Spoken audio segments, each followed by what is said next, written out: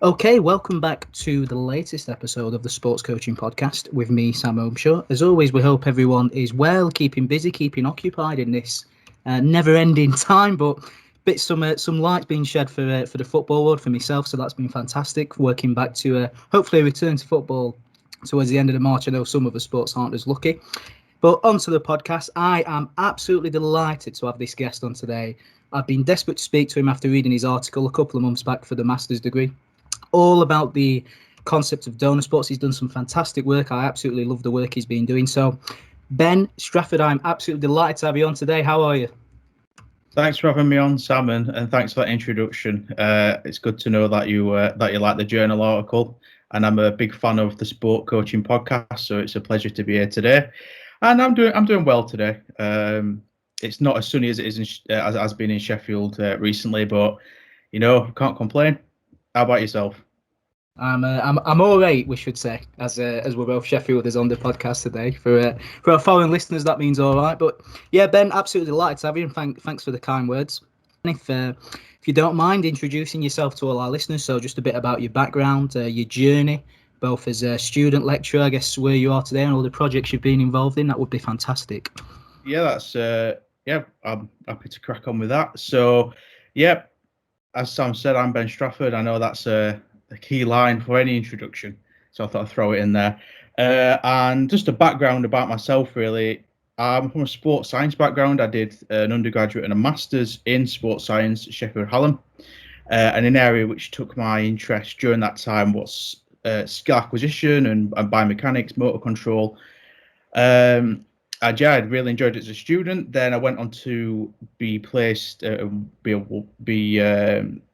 working in a research centre at Sheffield Hallam Centre for Sports Engineering Research as a visiting researcher, where I worked on loads of different projects from teaching to research consultancy and industry work, where we looked at how we can apply different technologies to enhance learning. So we looked at VR, IMU devices, low cost methods of analysing human behaviour.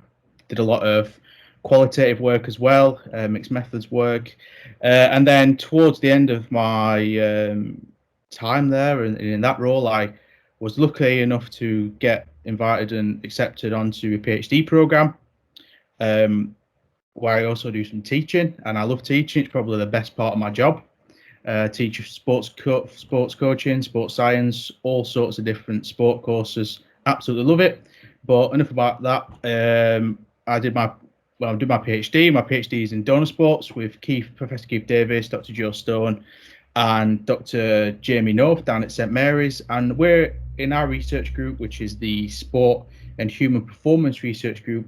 We're interested in skill acquisition and from a ecological standpoint. So my PhD builds on a lot of work I did in my master's and in my time as a visiting researcher.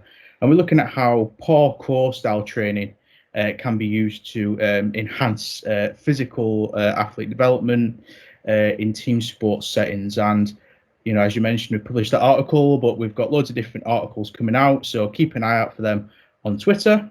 And I'm sure Sam will ask me loads of interesting questions about them in this podcast. So I'm looking forward to that. Yeah, I certainly will. Made a note of quite a few, but yeah, fantastic. So, my first question is, what led you into skill acquisition? What is it about skill acquisition that, delved your interest, should I say, or caught your attention? It's a funny one, because when I first started, not when I first started university, but when my second year at university, I got quite interested in like the traditional, because it's similar on many courses, but we had a psychology module, which we looked at traditional motor control theories, so like information processing, feedback, all that sort of stuff, and I got interested in just basically in how the mind works and how mind influences body and learning, and it just really fascinated me, because you kind of see how all the disciplines in sports science and sports coaching can come together to help performers move, learn, and interact with the environment. And Then we had to do a research proposal for an assessment at level 5, so second year. And I got talking to Joe Stone, we're a young student.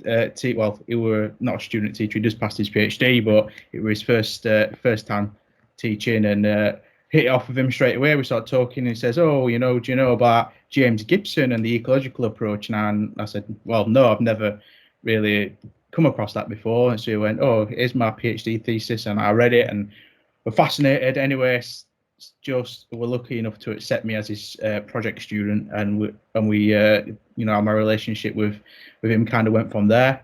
But during the time, I've been reading a lot of Professor Keith Davis' work, and you read literature and you think, oh, these professors are so good. Hopefully, I'll meet them one day. And I had no idea, but Joe said to me one day, went, Keith's moved to Sheffield and he works at Sheffield Hallam now. And I thought, no, he doesn't. Anyway, he did, and I emailed him, and I can remember being so nervous about talking to him about my project.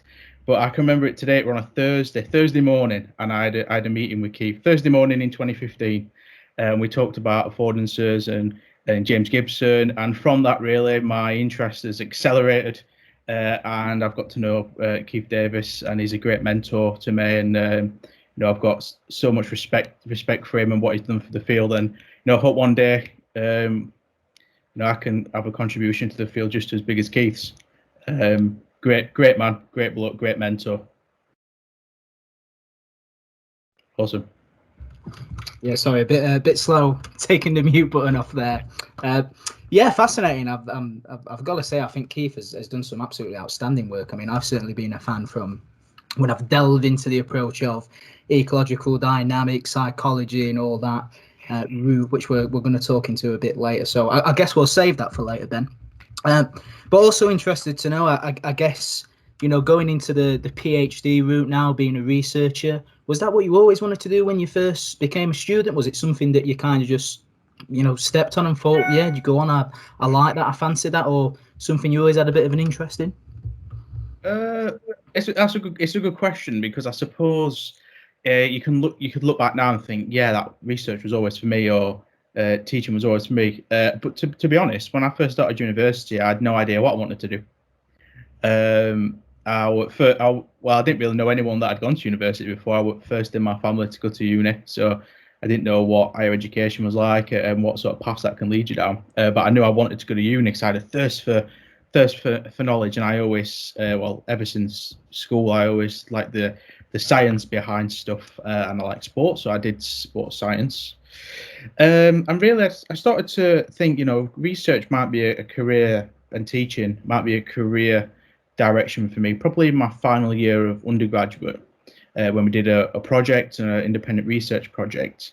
And I thought, okay, yeah, I think this is for me. So I did a master's, like I said, and then I just took loads more opportunities to do some applied coaching research, more lab research projects, and yeah, then I carried that on to other posts, and I was just trying to, it was like a snowball. You do one thing and you get another experience like a sponge.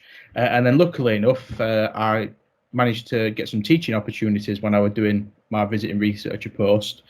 And yep, I just thought, teaching's definitely for me. With research, this could be a career which I really want to follow.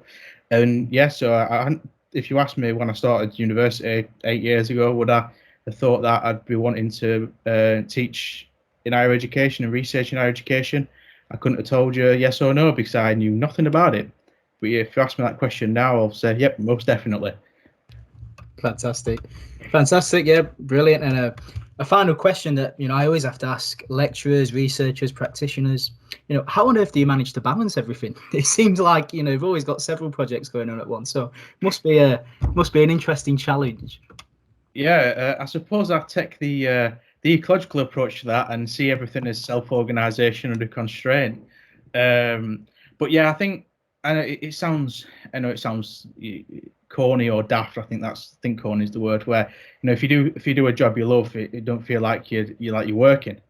But in recent times, especially like, you know, doing a full-time PhD, it is tough to balance things, but it's just you know, micromanaging. And you know, I'm not afraid to say this, it's taking the view of block practice and blocking out time to do certain tasks. You know, I'm a pragmatist. We've got to take bits from the traditional approach and the ecological approach. We've got to see it as a continuum. So yeah, I have a little bit of self-organization and constraint. I also have a little bit of block practice, and that's my motto approach. I like that. Not afraid to delve into the other and admit, no, brilliant, absolutely brilliant, Ben. Thank you so much for sharing your background. So I guess, yeah, let's get on to today's discussion. So we mentioned at the introduction, a lot of your research is around donor sports and delving into ecological dynamics, ecological psychology, affordances, you know, all these very academic terms that not everyone out there, you know, understands probably unless they've gotten to a master's course. So really, really excited to talk about this today. A lot of the research I've done, particularly my undergraduate dissertation, was in this field. So it's always been an area that's been fascinating for me. So I think probably the best place to start then, and the first question to ask you would be, what on earth is a donor sport? For the coach that's, or the listener, should we say, that's never heard of that term before, no idea what that means. What is a donor sport, and what's the idea or concept behind that? Okay, it's good. It's a good question, and in fact, it's probably the most asked question I get at conferences or you know, when you're speaking to people. And effectively, a donor sport is a sport that shares general and specific movement repertoires or demands on the athlete with someone's main target sport. So, for instance, it has the same maybe technical, tactical, physical, psychological demands as a certain sport, but it isn't that sport. So, for instance, football, futsal, it shares football and futsal share some very general repertoires in terms of physical skill, but also some very specific repertoires in terms of ball handling skill or maybe tactics, or, you know, in the one-on-one scenarios. So in essence, what a donor sport is, and effectively, there's no technical definition or, you know, coach-friendly definition. That is just what they are. You can delve deeper and talk about the differences in terms of skill transfer, but that's just if you wanted to investigate a little bit more. Yeah, fantastic. I mean, I think that's a really good introduction, actually, sharing the same movement repertoires. And I think with the concept of donor sport, so you mentioned football and futsal there, and I think that's one that a lot of people who have, you know, very briefly looked into this topic area probably recognise that, you know, there's the similarities of the game structure, should we say, and then, you know, the constraints, should we say, the rules of the game are just slightly tweaked and slightly different. But when we're talking about sharing movement repertoires, does that have to be sport specific? Does it have to be game type specific? Sorry, so does it have to be to invasion sports, or can it just be, you know, anything really that shares those movement repertoires? No, so in essence, because donor sports comes from, which I probably should have mentioned straight away, but never too late. It comes from excellent practitioner-led model, which is the athletic skills model, which I recommend your viewers go and read about, and, you know, try to get the book if you can off Amazon or from your library at university. And effectively, the athletic skills model focuses on the advancement or targeting of basic movement skills, and donor sports target the development of those 10 basic movement skills. But you might see in a few of my papers, what we've got coming out recently is we kind of take the phrase basic movement skill and we change it slightly to functional movement skill, because the language is changing every you know, quite quickly in coaching physical literacy research, and it's just born out of one of Col Newell's recent papers where he talks about why it's functional movement skills are not basic. So I know it's a terminology debate, but, you know, I thought I'd just get this in there to make sure the listeners, when they read some of my papers, don't think, well, he's changed his mind halfway through his research, because I don't want that. But yeah, okay. Hopefully that answers your question. Yeah, definitely does. And I think an appropriate time, Ben, probably just to introduce the terms, ecological dynamics, affordances, constraints. They are, in my experience, very academic terms. Me obviously being a master's student, I've been subjected to them. I know what they are, but I know that those terms aren't as familiar to, a lot of coaches listening to this, or teachers, or people within those similar fields. So, if you can, could you give us a brief overview of what those terms are and any other related terms I've missed, and what that means and how that kind of links in with the concept of donor sports? Yeah, sure. So I appreciate what you said about the terms are quite academic, and they are. And I know quite a few researchers are trying to move forward to a more, I wouldn't say easy to understand or comprehend terms. I think just trying to make it more like friendly, because I know when you start reading literature in this area, I remember the first time I did, I had to Google terms, affordances, constraints. But yeah, I digress onto the general premise of what's coming, hopefully, in the literature. So, in essence, the main one to discuss and to get out there is what an affordance is. So, really, an affordance is an opportunity for action in an environment. So, this could be an opportunity to sit, stand, run, grasp, talk, comprehend, socialize, loads of different affordances across loads of different contexts. And there's a different way of viewing affordances. So you can view affordances relative to the environment. So researchers talk about the relational relationships between affordances and a performer, or you can view affordances as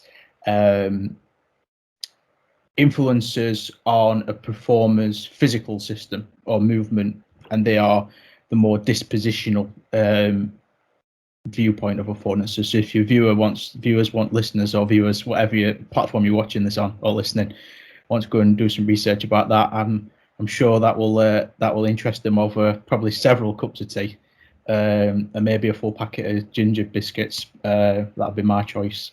So that's affordances. Constraints is a funny one to define, really, because it's easy to break down constraints into the main types, and we see these in coaching all the time. So a constraint basically is something that provides a limit or a boundary on an action, I'd say. And according to, we use Newell's model, which shows how there's three distinct types. So there's task. So a constraint's related to the task. So it could be rules or play numbers, or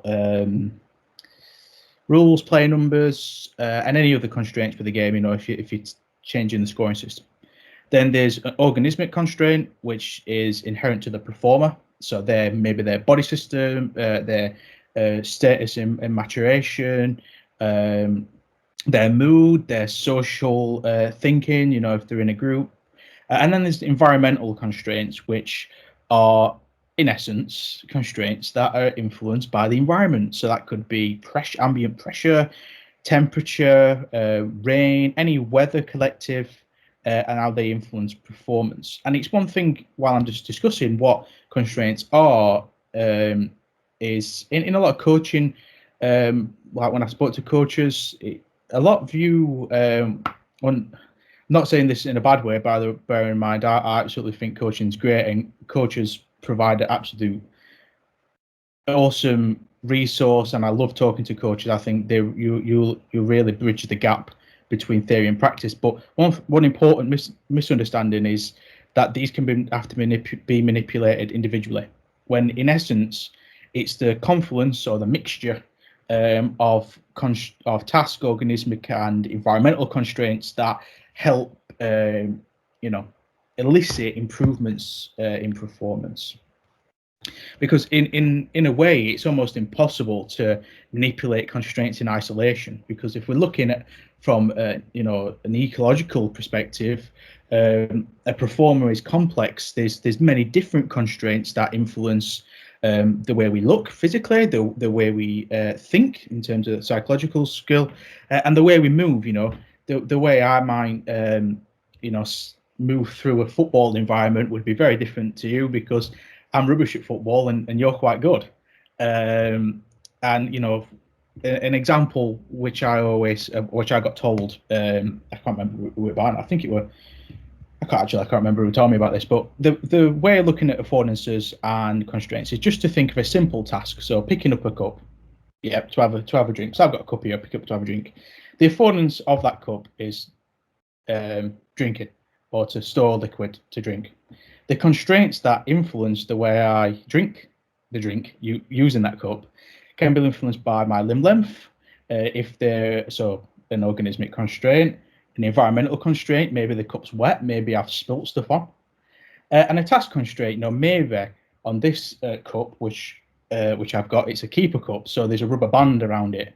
Well, that rubber band, it's affecting my grip aperture. So the way I drink with this cup is going to be different to the way I drink with my normal cup. That's got a picture of it's got a picture of the X-Files on it, I want to believe. I don't know if you've seen that.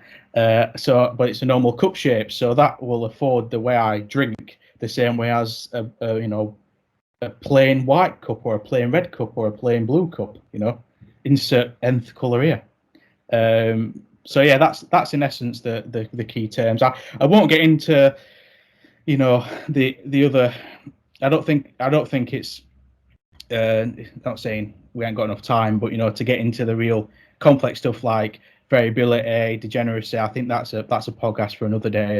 And to be honest, I'd be interested to come on in future and talk about that, because that's another area which I think, like, you see a lot of the research at the minute, and I know our research group, we're doing a lot of opinion pieces on terminology and breaking stuff down into different coaching settings.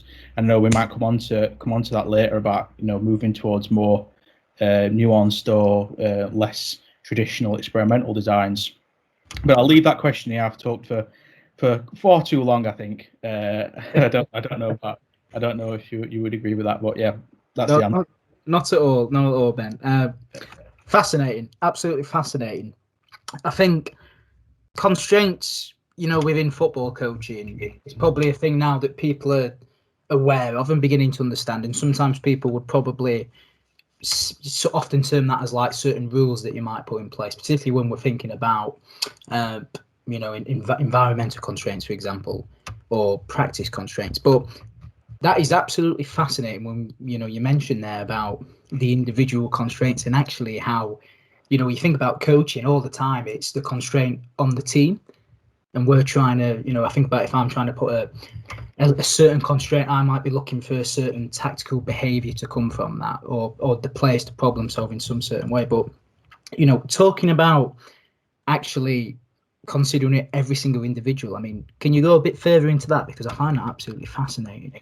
Yeah, so it's really, I find it fascinating as well, and I'm glad I know I'm not the only one, but I'm glad to the forte of your mind as well, listening to my very long-winded answer there. But yeah, so in essence, the constraints the individual constraints on each performer is influenced by, I would say, two key things, or three key things we're using football in as an example.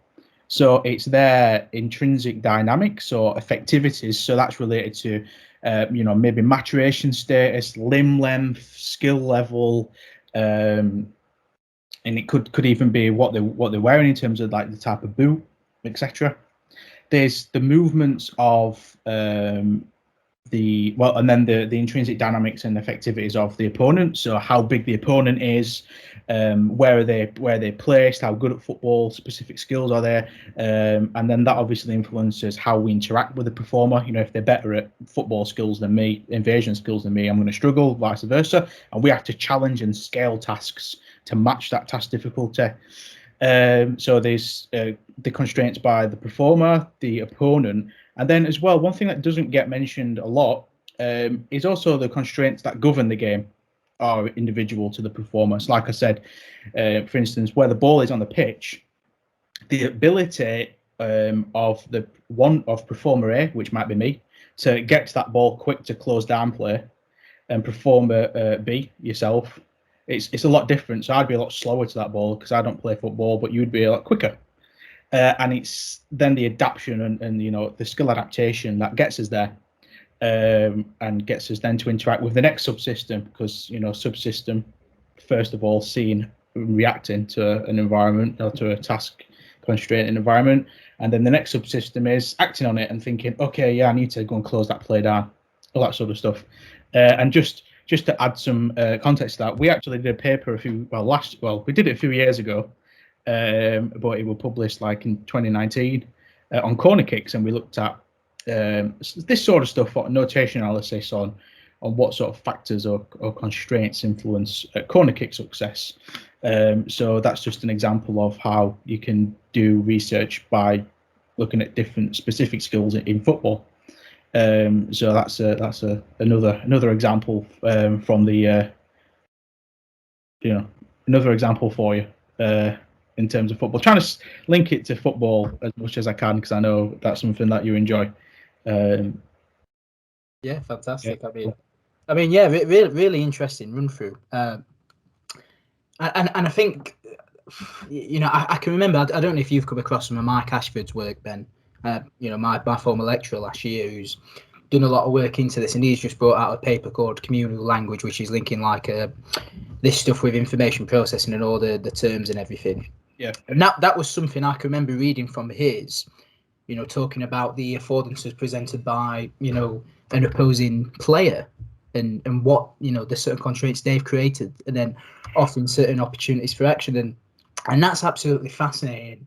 And I think people probably don't realise how deep constraints and affordances go. I mean, they really do filter down, don't they? Rather than your macro constraints, should we say, that, we're probably aware of. And I mean, I often link that to, sometimes probably more of an information processing route when I talk about like moments of the game, for example, and teaching players to be aware of solutions. But I think just the context really of how in depth this can go is really interesting, and I can see that being a really interesting topic later on, just for the implications for coaching practice. But yeah, fascinating. I think we should park that there. Yeah. I think that's absolutely spot on and a really good introduction for the listeners, probably just where we're all at. So, in terms of what we've discussed there, so we've discussed donor sports, we've discussed an introduction on affordances and constraints. So when we sort of go back to the donor sport then, and in beginning to understand why subjecting a youth player to a donor sport is beneficial for the main sport, should we say? Why is that the case? How does that work? What's the benefit of that? Yeah, so that's a good question, and it's a great question actually, and I'm glad you asked it. So I think to start with this answer, we need to think about the general debate in sports coaching, which has gone on for years now, which is that of is early specialisation or early diversification the best? What is the best for athletes? In the literature and on other sources, people like to argue all day long about, we should have deliberate practice here, or we should have deliberate play here. And there's been some excellent debate in the literature, and it's that's stuff what really interests me. And those approaches to learning design and skill acquisition in sport aren't without merit. Got loads of respect for the researchers from deliberate practice and deliberate play. I think they're absolutely excellent scholars in the field, and I certainly wouldn't be into getting into this donor sports area if it weren't for some of their early work. But having said that, although they're not without merit, these approaches, a few years ago with the athletic skills model and non-linear pedagogy, there was an opportunity or a gap there to move beyond a traditional way of thinking and not think of an either-or approach, which can be quite reductive, and to think of practice and exposure to different activities as a continuum. And that's where the athletic skills model comes in. So effectively, the athletic skills model says we have to develop movers before we can develop specialist athletes. And it proposes a transition between diversification to specialisation as a performer develops along a continuum, the athletic skills model continuum. And on this continuum, there's different stages. So there's multi-sport stage where performers can take part in loads of different sports, which is, like deliberate play. And then right at the top, there's a very sport-specific practice stage, which is like deliberate practice. And where donor sports sit in is they sit in the middle. Well, it's more up towards, it's like a DJ deck. So down on the left side, there's deliberate play and multi-sports, and up on the right, top right side, if we go in landscape ways, there's deliberate practice and sport-specific practice. The donor sports sit nearer to sport-specific practice than they do to multi-sports, but you can move the dial up and down whenever you want.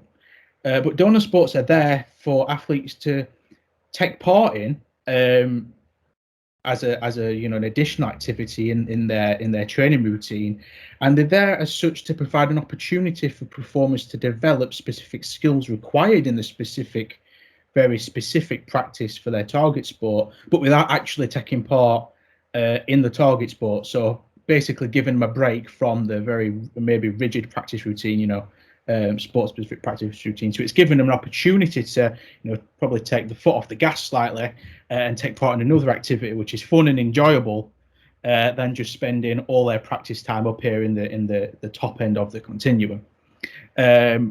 And the book sets it out in a much more detailed and in-depth fashion, and we set that out more so in our papers. So I'd really urge you going to read them when you get a chance. And if you see one online and you can't get access to it, just drop me an email. Sam will probably put my email in the show notes. So I think that covered it. If not, just let me know and we can carry on. But yeah, so that's my answer to that question. And interesting question again. I hope I've not upset anyone, but I didn't lay my thoughts down on. I'm a pragmatist when it comes to this sort of stuff. I'm not. I won't argue against one other approach. I think that's the way to be, isn't it? And fascinating again, really fascinating again. And I always sort of link this to my experiences. I actually grew up as a swimmer, so from the age of 5 till when I was 12, 13, I was swimming 5, 6, even 7 times a week at some points. And whenever we'd play PE at school, I couldn't throw, I couldn't kick. I even struggled with things like balance and agility. And people just couldn't understand why I was so bad, but so good as a swimmer. So I've always kind of, from my own experience, been against the sort of early diversification point of view, probably until I actually began to understand a bit more about donor sports. And I think, if I'm right, Benny, I think the athletic school model links in with some of the work Ajax are doing within their youth academy. I think that might be right there. Yeah, but they have the play garden they've got. Play garden, that's it. Yeah, and again, I think it's just such a brilliant concept because, when you think about, I'm a football coach, so I always link it back to football. But you take football academies, traditionally, they always did football. Always football, and maybe back then it might have been more that traditional technical coaching unopposed practice. Now it's probably more games based, but it was always football. And then within the last 2 or 3 years, probably when this stuff I know it's been out quite a while, but people sort of became aware of this. Now the academies are incorporating these donor sports. So I can remember going to Sheffield United, which Sheffield Wednesday fan, so that was an interesting experience. But I can remember seeing they did a parkour session. Yeah. And I don't know if that ever came from your work. I mean, I'd be fascinated to know that later on. But I can remember that, and I couldn't really understand it. Why they were doing that? And I was only about 17, 18 at this point. And then having read the athletic skills model and what you've just discussed there, brilliant. Because then you are, like you say, allowing in, should we say, more of a fun-based environment, if we think quite pressurised there. But I think, probably a word on how that presents those opportunities to develop those skills. How does that work? How does a sport like parkour help football? Yeah, I think that's a question that people would often ask you, I would presume. Yeah. So first of all, Sheffield United do some great things. We actually did do some of the early work with Sheffield United, building on some work what Luke Jenkinson did, who now is at Derby. But Matt Morley down at Sheffield United works for the foundation kids, the foundation phase kids. Excellent bloke, excellent coach, and he's really keen on this sort of non-linear pedagogy area. As is Luke. I've spoke to him once or twice and picked his brains about a few things. He's a really good guy. In terms of how parkour can influence athlete development in football, for instance, we need to think about it in terms of physical, psychological, and social skill. So, in essence, parkour can help develop a physical skill in footballers, because the activities and the parkour environment being so rich and varied as they are, they present movement challenges which are similar to football. So, for instance, we used tag games, and you can use tag games in a varied obstacle course environment. And with the tag game, you've got the one-on-one dyad situation that's required in football, but it's also required in parkour. And why that's different to football training is it's targeting the skills required in that dyadic system, but in a rich, varied, and fun environment that's not football. Now, you can come into a lot of issues there, because we need then coach education to say this is why it's beneficial, and we need to speak to coaches and say, this isn't just a fad, this is why it's beneficial. And a lot of coaches are really keen on that, but that's something I'm working on for my PhD as well. And then in terms of psychological skills, it provides a fun environment for athletes to take part in with their friends or by themselves, and it provides an affordance for that. Provides affordances in that environment for self-regulation. They learn to adapt and be innovative in their movement. They also we think, and I'll put it in our paper, but it's yet to be examined, which we would like to do in future, develop the risk appraisal skills. So, using tag games or small parkour obstacles, if they fall over and get back up and carry on, get knocked down, get back up again, as a popular song once said. And then social is they interact with each other, social environment. But one thing I must add in this section is just a bit of a disclaimer, really, which I forgot to add at the end. What we mention in our papers or in the podcasts, we take no liability for them.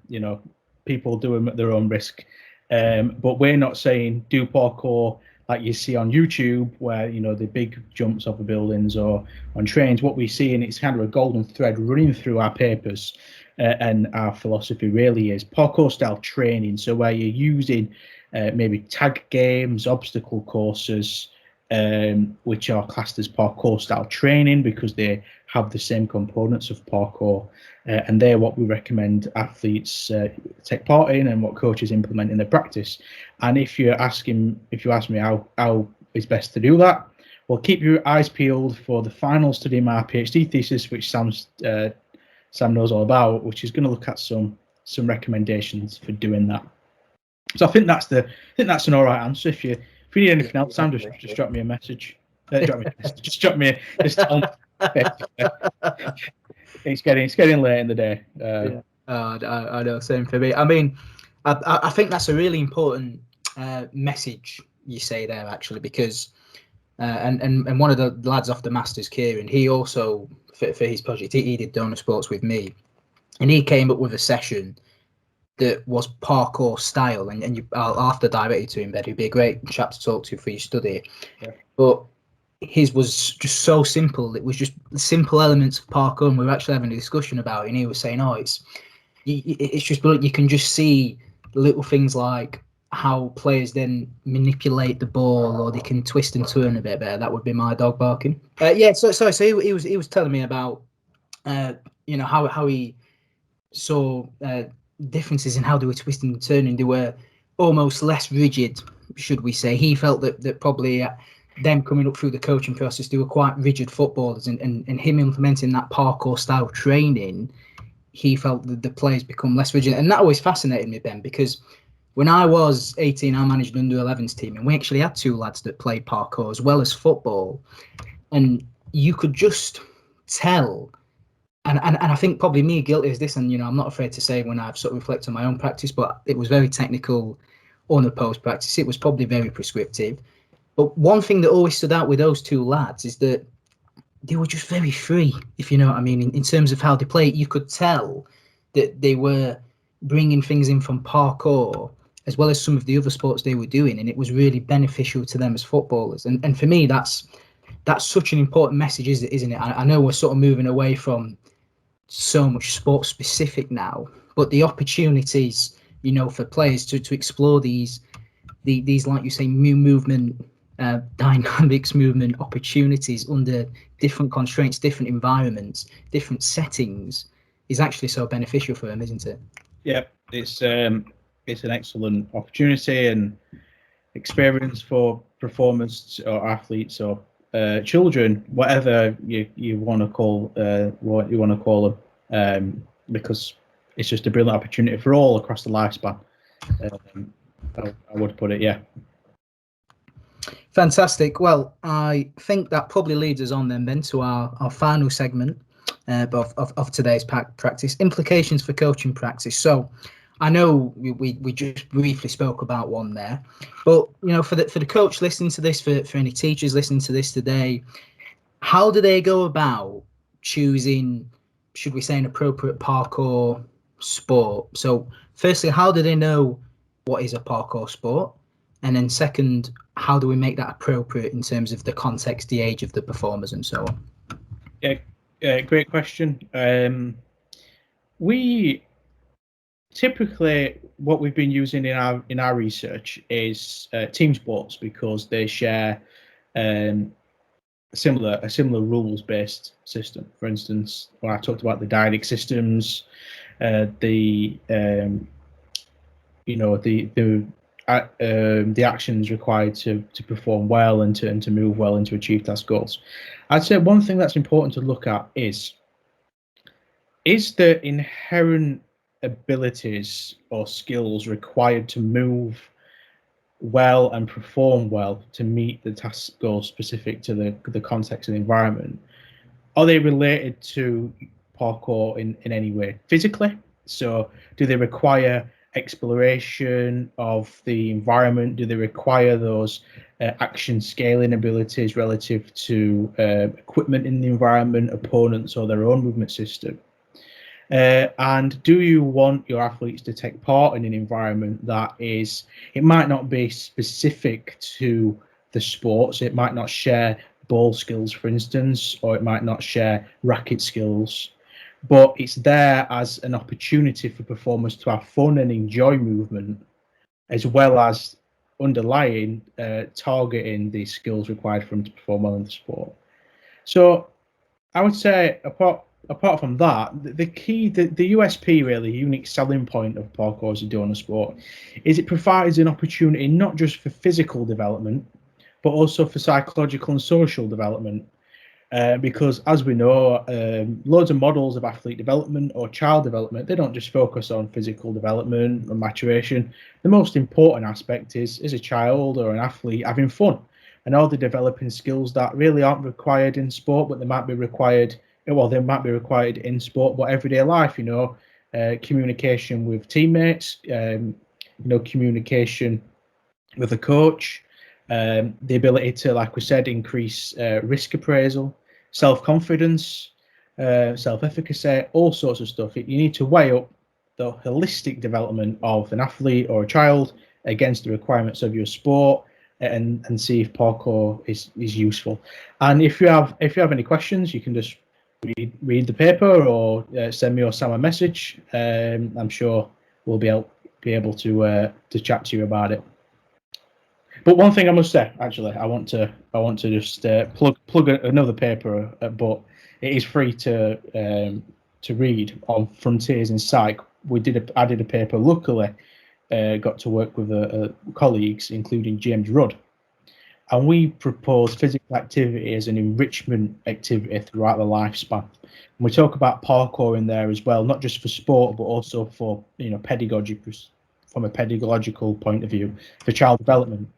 And that's one thing to take home as well. It's not just about developing athletes, but it's about developing movers and performers, so young athletes, and helping them, grow and enjoy movement and enjoy physical education and activity. So I think that's a reasonable answer, but I'm not sure. I think you're nodding, Sam, so that's okay. sometimes you start off and then you think, oh, have I answered everything? Have I said anything that's actually coherent in that answer? And then I think, yeah, I might have. You know. No, you definitely have, Ben. You definitely have, and I think, yeah. So fantastic. I mean, I suppose a final question would be, how can we manipulate the activities to explore shared affordances? Which I know we've not really gone on shared affordances too much, but I can remember reading one of Keith's papers, and it was talking about footballers. If you're wanting to teach footballers to maybe develop in terms of ball manipulation in small spaces, then pull them into futsal because it's a smaller area, less space, should we say, more less time on the ball, so that constrains the player to develop that. So just a word on that. How might coaches consider things like that? In terms of parkour? Parkour, yeah. Any sport, really, Ben. So basically, the key thing to promoting skill adaptation in a sport of your choice is understanding the variability of the environment. So, for instance, in parkour, you might change the orientation of the objects, so you could scale them relative to a performer's age and skill level, or where they are on the maturation. You could scale them to a task, so you could increase space between objects and put a ball in there, because then the objects themselves doesn't have a direct influence on behavior. It's there to go alongside the ball angling skill. You could change the height of the objects for people to jump through. If you're looking at sports like goalkeeping, you could have like a springboard for people to jump onto a ball in parkour. And one thing which one example which always sits well with me, this is going back a few years now, this is not a parkour example now, and the paper I read, this is about 7 years ago, and it's where authors use the term relative space per player, which is approach to small-sided games, and they work out the relative space per player, and they use the dimensions, I believe, and the amount of players on a pitch to work out a specific metric. And you can say, if you want to develop a defending skill, you could reduce your relative space to player, or increase your relative space to player to this, because there's more free space between attacking players, so you'll have to cover more ground. Where if you want to improve offensive skill, you can decrease relative space per player, because then there's less space for unforced errors. And I can't remember who the authors were. I think it might have been Duarte Raggio, but I'm not sure. The authors could. The listeners could have a scavenge for that themselves, I think, but or I might try to find it so you can put it in the show notes. But yeah, it's about 6 years old, 7 year olds, that journal. But that's probably one of the ones that really started my interest in that sort of tactical to theory approach to football. Yeah, fantastic, Ben. Fantastic. I've got to tell you, absolutely fascinating. Listen on the podcast today. I mean, it's been fascinating for me to sit and obviously finally speak to you. But I've read quite a bit of your work and have a first person insight, should we say, on some of these concepts in a bit more detail. So fantastic, Ben. I've got to thank you so much for your time. Did you enjoy it? Oh, I absolutely loved it, Sam. I thought it were excellent chat. I liked speaking about skill acquisition, and I like I said before, I think I like speaking to coaches because I'm a massive advocate of moving away from, and I know I get this off Keith and my mentors, like and people I work with, like Joe Stone, and people at Sheffield Hallam. We want to move away, and even from our wider network in Australia and all over the world, we're really keen to use experiential knowledge of coaches and practitioners to inform more contemporary research designs and contemporary approaches to doing research in coaching science. And I think in the next 5 years, 10 years or so, we'll make real strides in developing methods to more, I wouldn't say different, I wouldn't say contemporary, different and innovative methods to look at research in sports coaching.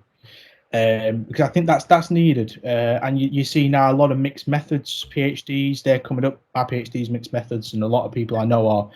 Is it because you want to wed the lab studies and the intervention studies with the experiential knowledge of coaches? Because at the end of the day, we can do research projects and studies in a lab, but if they're not feasible to be integrated into practice, you want to advance knowledge, but you also want to advance practice. That's what we're after as researchers, and that's some of the. I just want to do a final plug for the research group, Sporting Performance. That's our mission: is to advance knowledge and advanced practice, and it links to the mission of the university, which is to become the best applied university in the world, Sheffield Hallam. So check the Hallam vision out online. Yeah, I mean, you certainly must, and I have to say, you certainly are doing some outstanding research. I mean, I think as well with the athletic skills model, I think it's absolutely fantastic. I think it's great for coaches to be learning this, the importance of this. I, for one, think it's a really important area that we need to be aware of as coaches coming through, particularly if we're involved in youth development. So yeah, absolutely fantastic, Ben. For the listeners today who've listened, who might have any questions, might want to get into contact with you, what would be the best way to find you on social media? So my Twitter account is BW Strafford, and if you look at the tweet Sam tagged me in, you'll be able to find me there. And you can also drop me an email on b.strafford, STRAFFORD, at SHU, which is SHU.ac.uk. And if you see any papers, what you want to read, what are mine, and you can't get access to them, just send me an email and I'll send you the author-accepted version. And yeah, any questions, just drop me a line. I'm happy to talk and discuss skill acquisition, and yeah, I really enjoy these interactions. As I've said a few times, you're probably getting sick of me saying that now, but it's really important. I think to stress the importance of coach interactions. Well, I think I don't know if you had Mark O'Sullivan on the podcast, or maybe you've chatted to him. He has from AIK, he has a phrase: as many interactions as possible. So you got to live by that in terms of talking to coaches and practitioners. Get as many interactions as possible. Love that. Great message. Well, Ben, it just leaves me just to say thank you for your time. I know late on a Tuesday evening, not everyone would want to have a sit down and chat, but yeah, really fascinating. Really excited to put this episode out today. I think we've you've given us a lot of information there to take away, and that's been absolutely brilliant for me. So yeah, Ben, thank you so much for your time. Thank you to. Sorry, go on. If you want me to come back on again after I've finished my PhD to chat about, certainly will. We certainly will. That'll be part 2, we shall say. Part 2, yeah. Got to get through the Viber first. So. when you see me, I might look a bit different. I'll pull my hair out. I'm joking, of course. Well, who knows? After COVID, we might be able to meet in person and have a live podcast for once. That'd be remarkable. But yeah, Ben, thank you so much for your time. Thank you for everyone who's listening today. If you like the podcast, please do leave us a review. Please do check out our new YouTube channel, which is just come on. But yeah, fantastic episode. Thanks to Ben, thanks to all the listeners, and we will see everyone next week.